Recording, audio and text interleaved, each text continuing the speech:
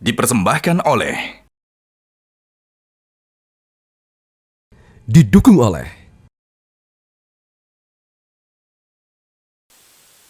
Hari ini hari bersejarah pemungutan suara pemilu 2024, memilih presiden ke-8 Indonesia, dan kepada presiden kita berharap ahli mengatasi keluhan mendasar rakyat. Tapi kalau yang ahli mengatasi masalah mah, jelas Proma ahlinya lampu. Mengapa ahli? Sebab Proma cepat meredakan sakit mah dan kembung, dan juga tersedia dalam tablet dan cahaya. Itu tadi kalau Anda punya masalah ya Mas ya, di sini nggak ada yang punya masalah seperti itu kan? Sudah minum Proma tadi. Oh iya, tapi kan tadi kita sudah makan siang kan? Kalau udah makan siang berarti mudah-mudahan nggak akan ada masalah lambung ya. Kita tanyakan langsung kalau gitu Mas Dedi, ini kalau dari hasil yang sudah terlihat ini baru berjalan 12-13 menit lah ya sekarang. Ada pasangan yang unggul, pasangan 02 lebih unggul kalau dari hasil beberapa survei ya, tapi ini belum bisa kita ambil kesimpulan ya Mas ya. Jadi melihatnya apa nih kegunaannya dilihat? Ya, saya kira kalau dari durasi waktu yang baru saja dimulai begitu, saya kira belum bisa diambil simpulan karena jelas samplingnya kan belum belum cukup besar dari sisi quick count-nya. Lalu yang kedua begini, membaca quick count itu tidak serta-merta kemudian melihat langsung hasilnya, tidak bisa. Kita harus baca juga bahwa siapa yang melakukan quick count itu. Termasuk juga harus mengetahui sebaran sampling unit yang dilakukan oleh quick count. Karena quick count tentu harus berbeda dengan survei. Kalau survei biasa misalnya yang dilakukan oleh IPO lah sebut saja begitu, kami cukup dengan 1.200 sampling sudah selesai, tidak ada masalah. Dan lebih banyak justru 1.200 sampling itu sudah bisa dianggap akurat. Tapi itu mewakili responden, satu orang mewakili beberapa populasi yang ada di Indonesia. Tapi kalau quick count itu kan bukan orang per orang, tetapi ini adalah persoalannya adalah TPS. Artinya kalau kita bicara TPS, kemudian ada lembaga quick count yang hanya mengambil sampling 1.000, 2.000, bahkan 3.000, 4.000 sekalipun, itu hitungannya masih sangat kecil sekali. Bahkan jangan-jangan dengan sampling unit yang hanya di bawah 5.000, saya kira akurasinya juga masih boleh dipertentangkan, kira-kira begitulah. Tapi kalau sampling unit mereka misalnya bisa mencapai 10% misalnya dari total populasi TPS yang ada di Indonesia, atau dalam hitungan akumulatif nominal 15.000, 20.000 TPS, itu mungkin masih oke lah. Karena kan kata kunci quick count itu, semakin besar populasi sampling atau sampling unit yang diambil, maka akan semakin mengecilkan tingkat sampling errornya. Berbeda dengan survei. Kalau survei sudah dipastikan sampling errornya dia di angka 2,5% sampai di 3%. Kalau di quick count harus di bawah 1%. Makanya untuk bisa mencapai di bawah 1% sampling error, berarti kan sampling unitnya harus besar, kira-kira begitu. Iya, karena hampir semua ya Mas Irfan ya, lembaga survei yang melakukan quick count itu tidak banyak sih memang, tapi semua mengatakan kalau margin of error-nya ada di bawah 1%. Ya kan? Kalau seandainya dengan kondisi seperti itu, tapi bertentangan dengan apa yang dikatakan Mas Dedi, kita memahaminya bagaimana tuh kegunaan quick count jadinya? Iya, harusnya quick count itu kan seperti tadi Mas Dedi jelaskan ya, harus dilihat sebagai semacam gambaran gitu. Tapi ada syarat dan ada ketentuan berlaku yang bisa menetapkan bagaimana dia bisa diambil sebagai data yang valid begitu. Jadi saya rasa dengan apalagi sekarang baru 12 menit, saya rasa belum ada gambaran yang jelas lah ya tentang apa yang akan terjadi. Saya pikir kita perlu melihat bagaimana dalam proses sesuai dengan aturan gitu, 2 jam setelahnya baru kita bisa lihat gambarannya. Yang kedua tentunya kita tunggu juga tentang real count-nya gitu. Real count-nya KPU. Yang terakhir kita juga harus memahami dinamika yang terjadi di TPS itu bagaimana gitu kan. Bagaimana selama ini paling nggak seminggu terakhir ada informasi-informasi yang cukup mengkhawatirkan tuh, yang perlu kita perhatikan, tidak hanya hasil dari quick count atau real count-nya, tapi bagaimana sampai kepada yang dihitung itu apa yang terjadi begitu loh. Oke. Ini pokoknya dinamikanya panjang, banyak faktor-faktornya. Tapi pada saat ada yang kemudian menyiapkan misalnya panggung gitu ya. Ini saya punya informasi kalau di GBK sekarang sedang ada persiapan. Kalau seandainya nanti bisa jadi ada pidato, bahasanya pesta kemenangan untuk pasangan 02 di GBK. Kan masih lama, gimana Ya. dong Mas? Itu saya kira lebih ke pengacau ya. Maksudnya pengacau itu begini. Kalau itu dilakukan oleh kandidat dalam artian capresnya begitu ya. Sementara hitungan formalnya tentu harus menunggu sampai 15 Maret. 15 Maret Iya, kan? kalau kemudian di hari pemungutan mereka sudah melakukan aktivitas euforia semacam itu, berarti itu kan adalah propaganda. Dan propaganda itu seharusnya Bawaslu saya kira mestinya melarang. Dan tidak cukup hanya melarang, harusnya melakukan tindakan-tindakan yang kalau bisa represif harus represif untuk menghentikan aktivitas yang demikian itu. Oke. Kecuali kalau panggung itu dibuat dalam skala TPS misalnya, di TPS 01 ada pesta kemenangan di jam 3. Tidak ada masalah karena memang di TPS itu sudah selesai pada pukul 1 dan sudah diketahui siapa yang menang di TPS itu.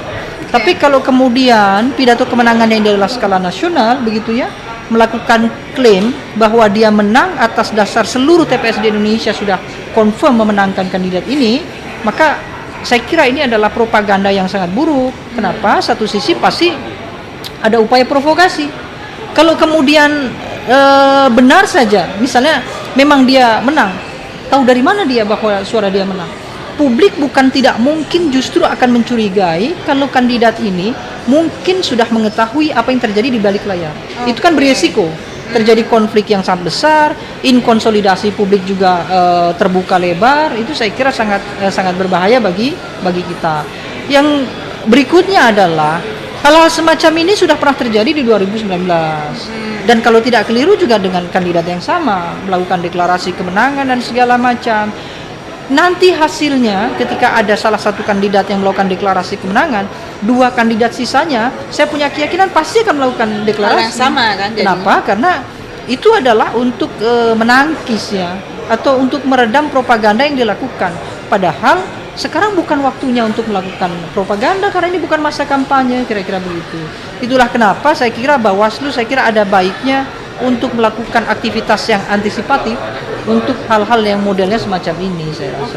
Makanya saya berani menyebut bahwa aktivitas itu jelas adalah aktivitas pengacau kira-kira. Apa namanya, tegas ya bahasanya Mas, kalau ya, aktivitas karena itu adalah resikonya kan akan sangat besar sekali.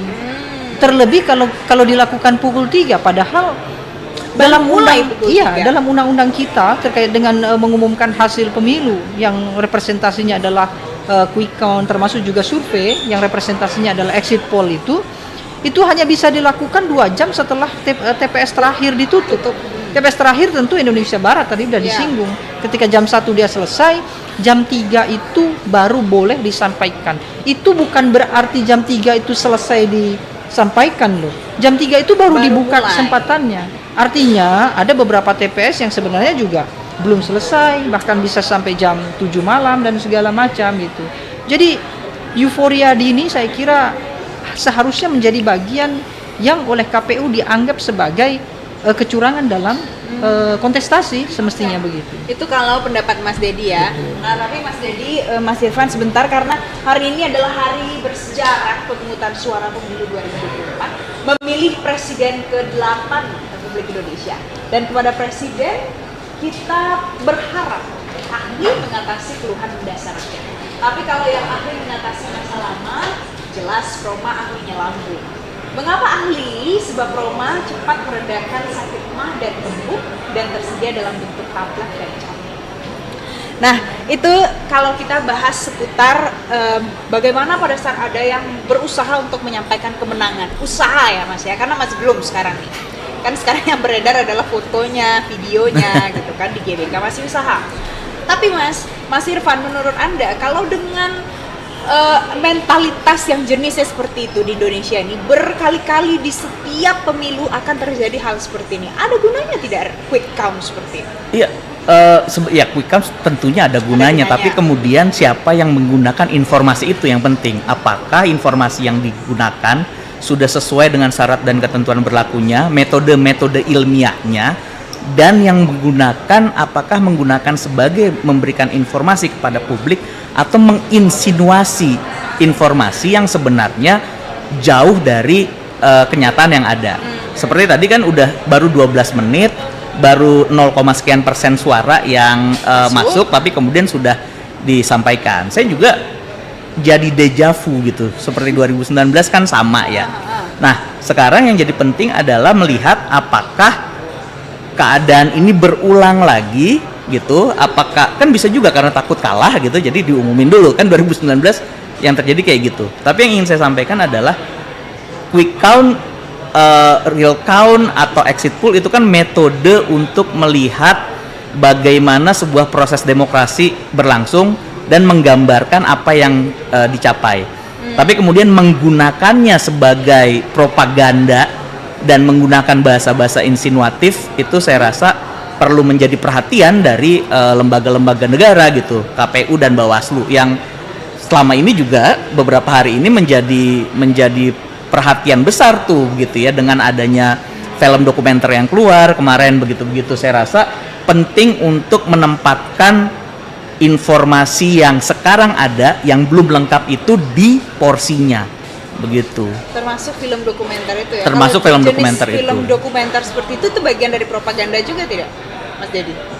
Ya semestinya tidak ya, karena kan ini kalau kita bahas film yang Dirty Vote tadi kemarin yang kita banyak saksikan itu ya, semestinya tidak. Kenapa? Karena di situ tidak ada aktivitas-aktivitas yang mengarahkan pada salah satu kandidat saja.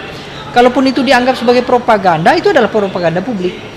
Karena itu kan sebetulnya adalah kritik publik terhadap kondisi penyelenggaraan pemilihan yang dirasa banyak manuver-manuver dari penguasa. Saya tidak sebut ada manuver kecurangan ya, tapi ada beberapa manuver yang dilakukan oleh penguasa yang mungkin secara tidak langsung punya potensi disalahgunakan. Sebenarnya kan itu saja. Dan saya kira semua kandidat baik nomor 1, 2, 3 menyaksikan film itu saya kira sah-sah saja. Sah-sah saja ya? Dalam konteks survei misalnya ya, kami sering melakukan survei, itu pasti ada pertanyaan terkait dengan apa yang menyebabkan pemilih itu menentukan pilihannya. Dan hal-hal yang seperti film, media sosial itu tidak berdampak banyak. Jadi kalau ada film Dirty Vote di setiap kelurahan saja ada nonton bareng sekalipun, saya tidak yakin bisa mempengaruhi pilihan pemilih. Apalagi mayoritas pemilih kita cuma dua. Satu adalah kelompok usia matang sampai ke lansia. Kelompok ini punya kecenderungan akan mudah mengikuti tokoh-tokoh yang dekat dengan dia. Tidak aware dengan film, tidak aware dengan propaganda visual, kira-kira begitu. Kelompok mayoritas kedua adalah milenial. Milenial ini mereka memang ramai di media sosial, mungkin ramai juga melakukan kritik terhadap film, tapi belum tentu terdampak pada pilihan mereka di TPS. Kenapa? Karena mereka sudah punya kecenderungan pilihan, kira-kira begitu. Dan itu tidak akan mudah berubah ya? Tidak, saya kira tidak lah. Ini saya mau mengajak kita melihat bagaimana sebenarnya quick count yang dilakukan. Sebentar.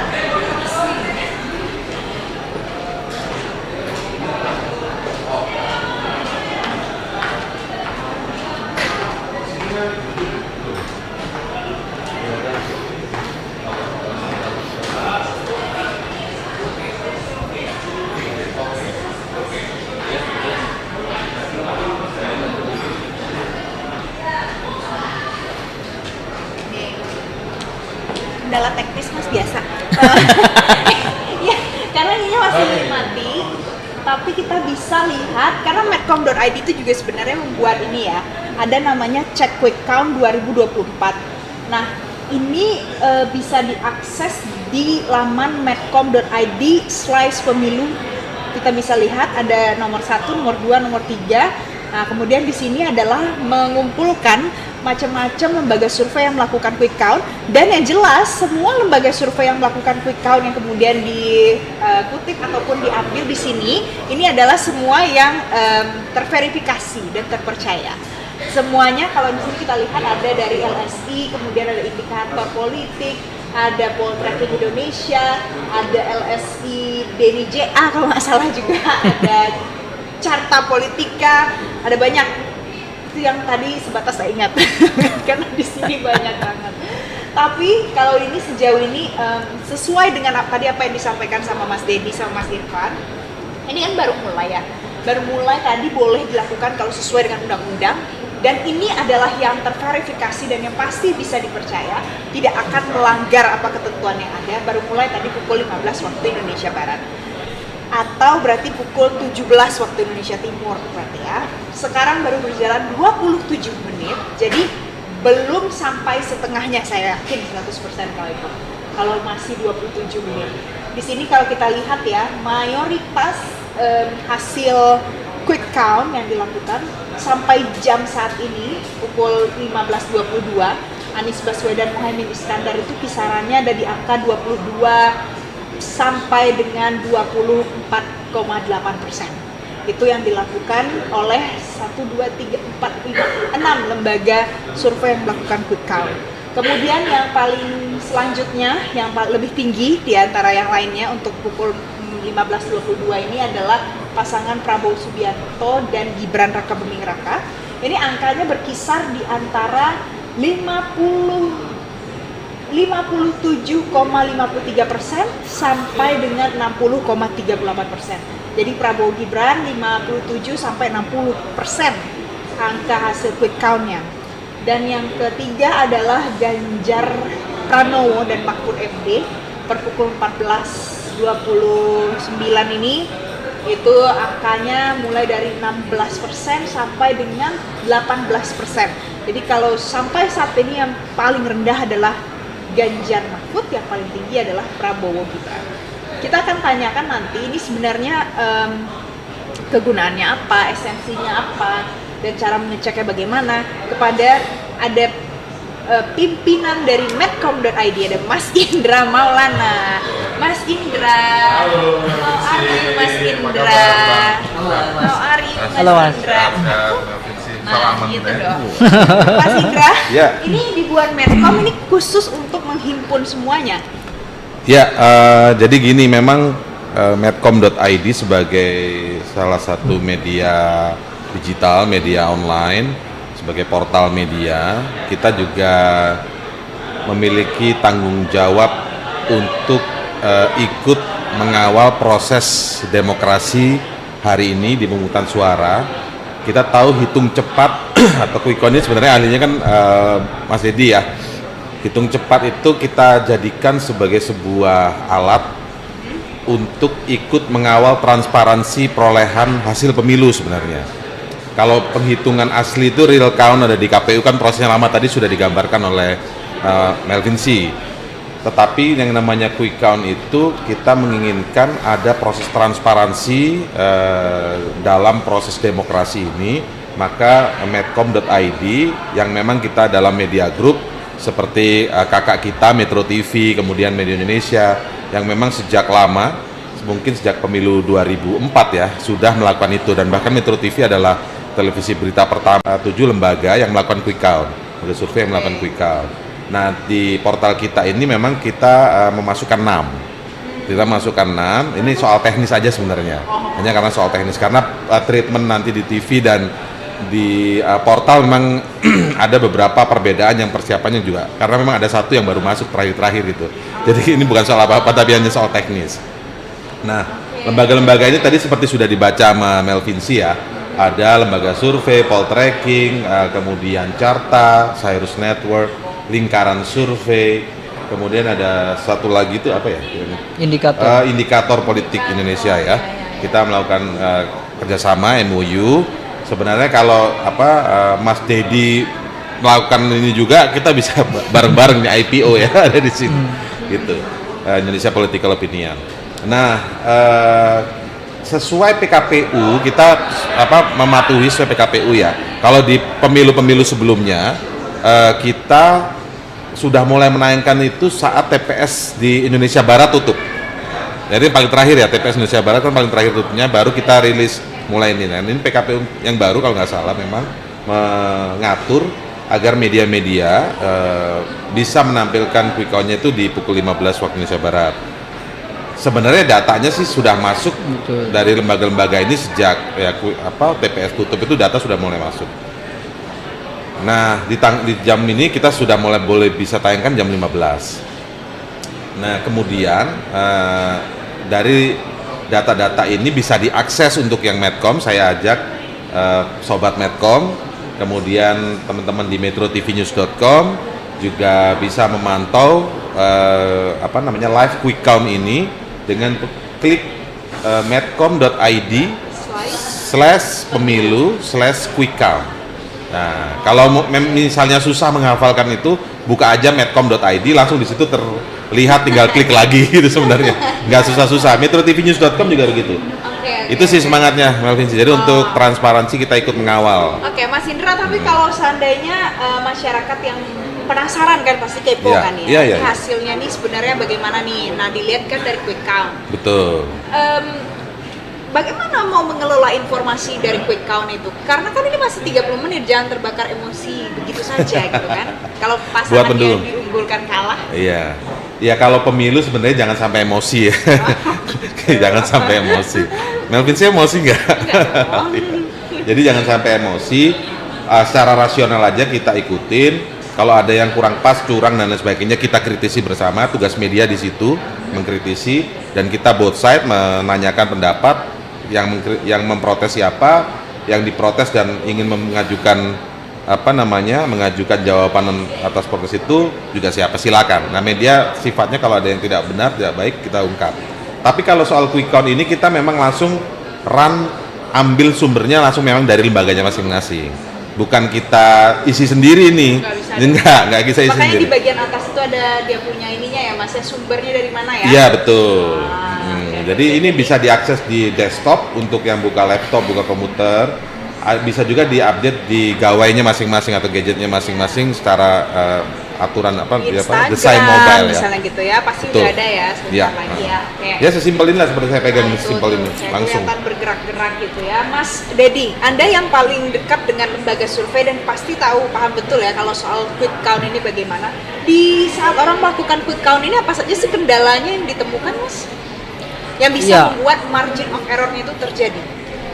Kalau itu sebetulnya tidak ada ya, karena kan quick count itu dia hanya melaporkan hasil yang sudah ditulis oleh KPPS. Artinya kendalanya tidak ada.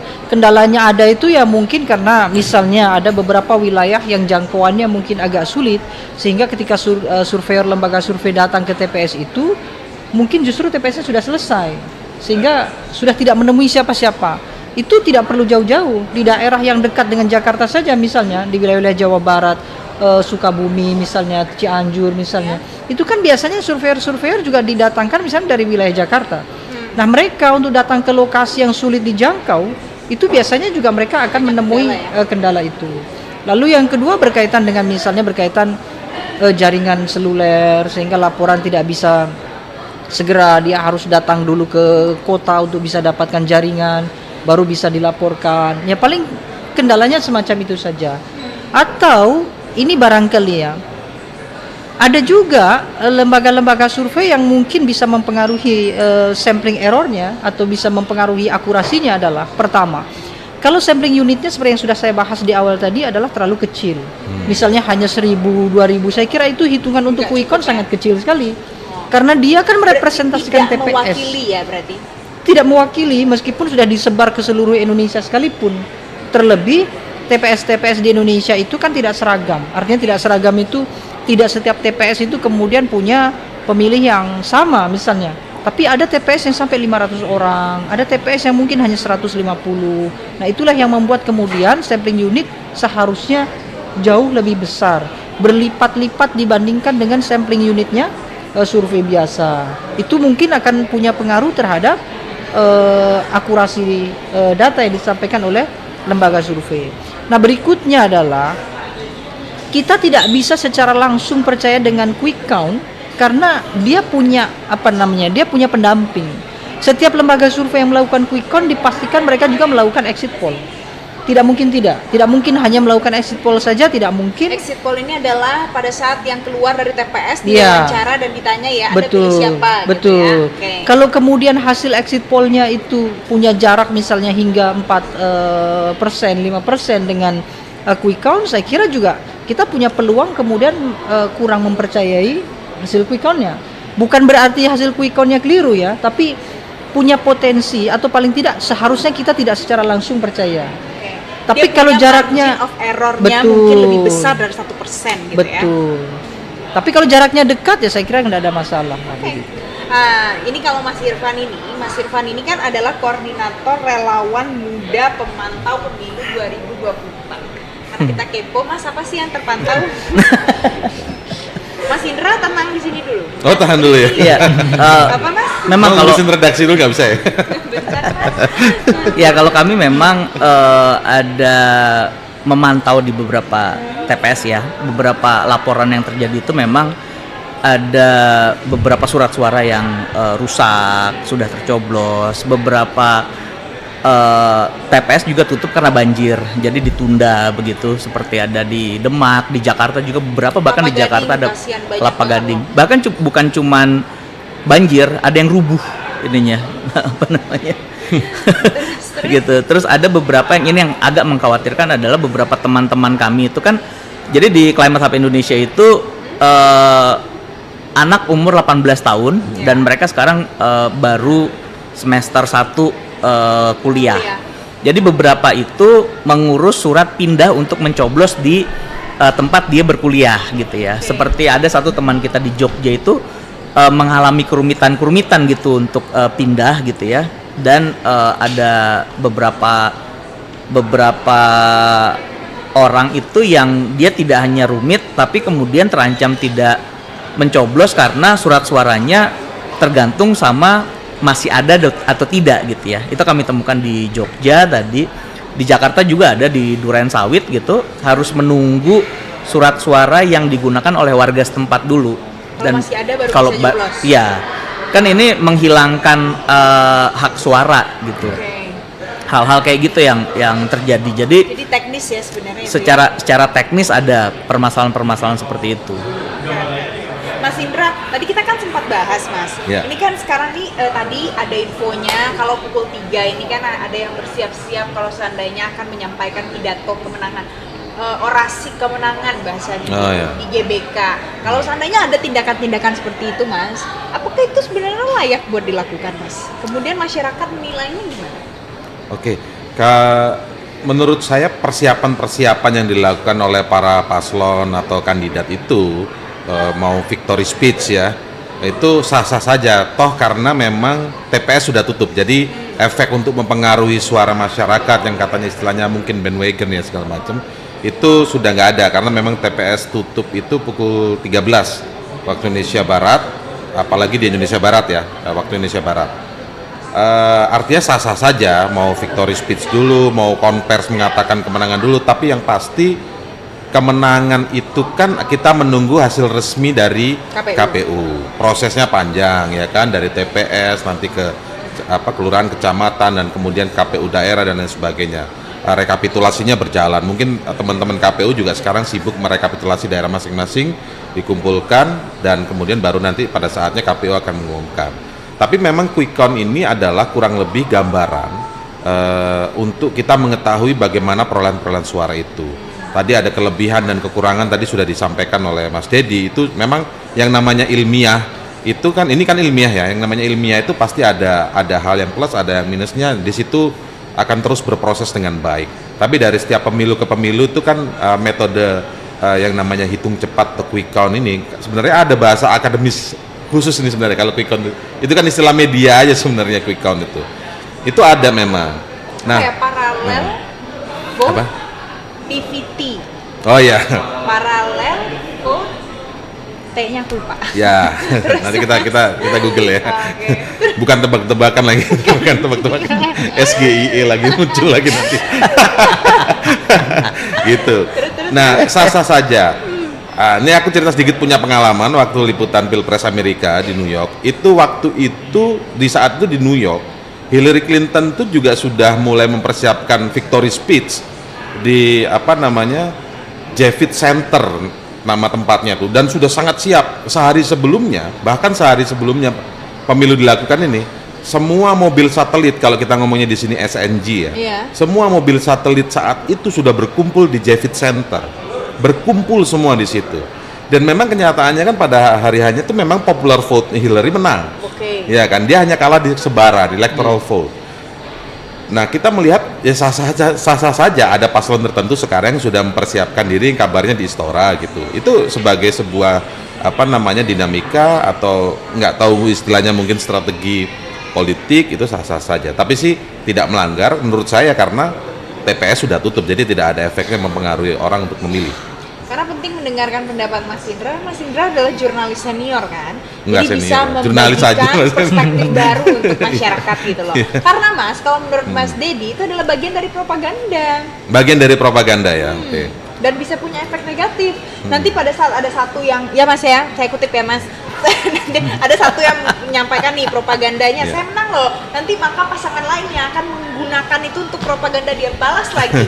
Kan ada, ya gitu ya Mas Yeah. Dedi ya? Ya, kecuali mereka melakukan victory speech itu 15 Maret atau Oh, pasca iya. KPU mengumumkan, karena itu secara resmi. Tapi kalau yang melakukan pidato kemenangan itu hanya di skala kecil misalnya, Iya. di tingkatan desa atau kecamatan, ya sah-sah saja karena memang di situ memang sudah menang dan tidak ada klaim kemenangan sebagai presiden kan. Nah, ini yang menurut saya seharusnya ya, dalam artian seharusnya itu harapannya adalah itu masuk dalam kategori kecurangan, karena itu kemudian membuat kegaduhan dan memprovokasi rivalitas sehingga pemilu kita tidak jadi damai karena penuh dengan permusuhan di hari pemilihannya, kira-kira begitu. Gimana Mas? Dampaknya kalau misalnya kita kaitkan ke Ya polarisasi. kan sebagai sudut pandang ilmu politik beliau yang bisa melihat itu kan, Dari kita sudut pandang. dari sudut pandang sebagai media melihatnya ya ketika TPS itu tutup ya tidak akan banyak mempengaruhi orang, bahwa hasilnya nanti ini kita kawal, makanya ada namanya quick count ini. Tapi kalau kemudian dikaitkan lagi kemudian lembaga surveinya yang melakukan quick count kayaknya pesanan, nah itu kita sulit juga. Kita sulit juga mengungkapkan kalau di media kan sifatnya harus yang fakta ya, fakta yang ini terkonfirmasi yang kita munculkan, bahwa secara analisis politik, secara analisis strategi politik Mas Dedi punya hitung-hitungan itu oke juga. Itu tidak salah karena di sudut pandangnya dari analisis ilmu politik. Kalau media kan kita harus berbasis data fakta gitu. Ketika itu TPS masih buka, ada yang mau victory speech, itu baru bisa kita kritisi sebagai media ya. Oke. Kalau menurut Mas Irfan, kalau dari sudut pandang seorang yang melakukan pemantauan itu, mengawal anak muda juga di dalamnya, karena kan lebih dari 52% ya Mas ya. Kalau ada yang melakukan upaya propaganda seperti itu? Iya, saya rasa ini suatu hal yang yang tadi insinuatif gitu ya, karena data yang ada belum bisa dijadikan dasar untuk melakukan victory speech. Karena victory speech itu sudah levelnya itu sudah menyatakan kemenangan. Sedangkan kita tahu penghitungannya belum semua suara masuk begitu, dan belum belum ada kepastian. Sedangkan teman-teman yang melakukan pemilihan waktu pemilihan itu kan mereka juga melihat misalnya begini, di beberapa TPS tentunya kemenangannya itu kan seperti tadi Mas Dedi bilang, misalnya di satu desa yang menang adalah pasangan ini gitu ya. Itu kan juga bisa membuat kericuhan-kericuhan di mana akhirnya orang menyatakan di sini saya menang kok di sana kalah gitu. Jadi intinya kalau hemat saya dalam konteks teman-teman pemilih pemula, baiknya diberikan informasi yang tidak insinuatif karena mereka sangat-sangat antusias tuh ikut dalam proses pemilu hari ini gitu. Jadi menurut saya penting kiranya menempatkan informasinya sesuai dengan porsi dan sesuai dengan data yang kita punya. Jadi jangan terlalu antusiasnya jangan terlalu tinggi juga gitu, karena masyarakat juga kan melihat gitu. Kalau tiba-tiba salah kan ya malu juga toh. Ya, Misalnya tiba-tiba salah ya malu juga gitu ya. Kalau bicara antusias, hari ini kita lihat perkembangan beritanya Pak Prabowo sedang berenang untuk menenangkan diri kan gitu. Ini fakta ini, kalau ini fakta memang Pak Prabowo berenang. Ngapain di Instagram kan juga. Oke. Terus Mas Indra, sekarang kalau kan masih lama nih, Iya. kan? Real count masih sangat lama. Ya, Quick itu ada count beberapa juga waktu, ada masih beberapa. lama banget ini, Iya, masih iya. belum sekarang gitu kan. gimana caranya supaya manajemen emosi itu bisa terkendali gitu? Ini kita belum lihat aja nih kalau di Instagram kan. Biasanya kalau di Instagram, di X gitu Mas, ramai pasti kan marah-marah misalnya gitu. Mas Indra sebagai seorang yang wise ya kan, jurnalis yang melihat Saya agak susah jawabnya dengan manajemen emosi. Kalau yang lain kan Iya. terbiasa Mas dengan menulis di media kan. Kalau Mas Indra kan luar biasa. Enggak, jadi sebenarnya itu tadi, pemilu ini adalah sebuah gelaran politik, acara seremonial setiap 5 tahun di Indonesia ya, untuk memilih. Kalau kita memilih secara rasional, harusnya ya tidak perlu ada emosional di belakang-belakangnya. Sebenarnya ketika kita memilih secara rasional, bahwa ketika emosionalnya ada kecurangan, ada hal yang janggal, nah itu akan menarik kalau memang itu bisa dikritisi. Ketika kritisi, disinilah peran media yang akan menampung kritisinya. Media juga sebagai pilar keempat demokrasi juga bisa ikut mengkritisi dan tidak perlu takut untuk melakukan kritik terhadap publik itu. Tapi memang juga kalau ngomongin di sosial media ini kan kaitannya berarti kan sama undang-undang ITE, berarti kan maksudnya begitu tuh. Nah, ya undang-undang ITE itu sendiri juga perlu dikritisi, masalahnya begitu. Banyak sekali kemarin sedikit melebar, kami Medcom sempat mengangkat soal topik bagaimana aktivis lingkungan yang menyuarakan sebuah kerusakan lingkungan darurat ekologi di Karimun Jawa, malah dia terjerat undang-undang ITE gitu.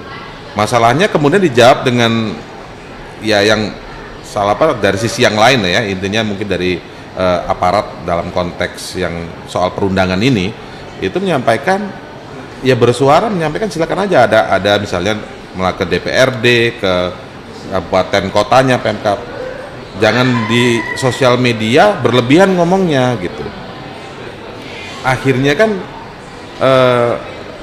kita tidak mencoba memaklumi kenapa orang ini sampai harus berteriak ke sosial media. Harusnya kan gitu kan, kita mengenal restoratif justice.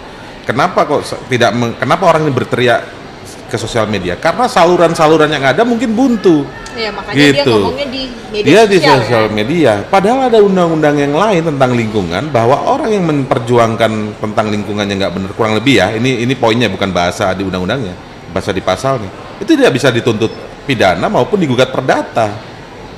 Tapi di sisi lain di ITE kan ini menarik ini gitu. Nah, artinya gini, mungkin juga kita wise aja masing-masing kita, dukungan kita misalnya kurang diuntungkan oleh kondisi yang ada, kritisi kecurangan-kecurangan, dugaan kecurangannya. Jadi nggak usah emosional memaki dan lain sebagainya, dan nanti rugi sendiri gitu. Karena ya di undang-undang ITE sendiri yang katanya sudah revisi, memang revisi, ternyata masih banyak pasal karet yang kontroversial. Yang banyak dikaji ya begitu. Jadi ya itu aja, berpikirnya rasional jadi aja. Ada tidak kecurangan-kecurangan yang kemudian sudah mulai bisa terdeteksi sejak sekarang? Ya, kalau kecurangan secara teknis saya kira kan kita hanya mengandalkan media sosial, misalnya beberapa kertas suara yang mungkin sudah di-share oleh publik, sudah tercoblos misalnya, gitu kan. Lalu kemudian beberapa kertas suara yang rusak, saya kira itu bagian dari kecurangan. Termasuk juga bagaimana memobilisasi pemilih sampai ke TPS, mengarahkan, itu saya kira juga sudah mulai muncul kan di beberapa media sosial. Tapi sekali lagi, kecurangan-kecurangan semacam itu yang saya sebut dengan kecurangan teknis itu tidak bisa membuat perolehan suara itu berubah. KPU dalam beberapa ketentuannya dalam memberikan sanksi terhadap kecurangan itu adalah melakukan pemungutan ulang, bukan kemudian kalau kita kan harapannya kalau betul terjadi kecurangan dan kecurangan itu bisa dibuktikan dalam persidangan, harusnya adalah diskualifikasi. Itu saya kira adalah lebih fair dibandingkan dengan mengulang pemungutan suara. Karena kalau dengan melakukan pemungutan suara, bukan tidak mungkin kecurangan itu bisa diulang kembali. Sementara ketika kecurangan sudah dibuktikan di persidangan, seharusnya sudah clear. Artinya sudah terbukti memang melakukan pelanggaran terhadap kontestasi Pilpres, saya rasa itu sih. Kalau dari Mas Irfan ada tidak mungkin mendeteksi atau ada wilayah yang lebih ketat penjagaannya untuk pemantauannya karena ini berpotensi terjadi kecurangan di bagian ini? Kalau dari pantauan kami tidak menemukan itu ya. Kami menemukan memang ada beberapa surat suara rusak, basah, begitu. Tapi memang belum menemukan adanya mobilisasi atau macam-macam. Kami melihat di media sosial gitu. Tapi kan itu harus diverifikasi. Saya rasa penting kiranya kita menggunakan proses-proses verifikasi yang rigid gitu, karena menuduh kecurangan pemilu itu juga kan suatu tuduhan yang perlu dibuktikan di muka pengadilan dengan alat bukti dan saksi yang cukup rumit ya. Walaupun kembali lagi ada film dokumenter sebelumnya yang menyatakan, tapi intinya saya rasa agak sulit kita nyatakan sekarang karena tentunya karena saya sarjana hukum juga gitu ya. Jadi kita harus betul-betul secara spesifik melihat bagaimana kecurangan itu dilakukan dan laporannya dilakukan secara benar gitu. Karena kalau kita bicarakan di luar ruang sidang, kecurangan itu kan sama aja seperti kita menginsinuasi juga gitu. Jadi saya rasa baiknya kita tunggu apa yang terjadi, dan kalau memang ada kecurangan tentunya laporannya kita tunggu. Walaupun kembali tadi seperti Mas Indra bilang, di Indonesia itu ada permasalahan di mana kecurangan itu bisa terjadi, bisa memang terjadi, tapi mungkin proses pembuktiannya agak sulit karena memang peraturan perundang-undangannya tidak memberikan ruang-ruang itu satu. Misalnya tadi pasal yang disebutkan Mas Indra itu pasal slapshot namanya, strategic lawsuit against public participation. Saya ikut nulis tuh pasal itu, pasal 66 tahun 2009. Pasal 66 betul ya. Jadi di situ memang nggak boleh dipidana dan nggak boleh digugat perdata. Tapi kan kalau orang melakukan gugatan itu tetap masuk ke proses pengadilan. Pada saat proses pengadilannya kemudian harusnya diharapkan misalnya hakim melakukan NO gitu ya, ini nggak diterima karena ada pasal ini. Tapi kan nggak selamanya begitu. Gitu loh, kita tahu Karimun Jawa terjadi, Salim Kancil juga kan kenanya pasal-pasal seperti itu gitu. Dipersembahkan oleh, didukung oleh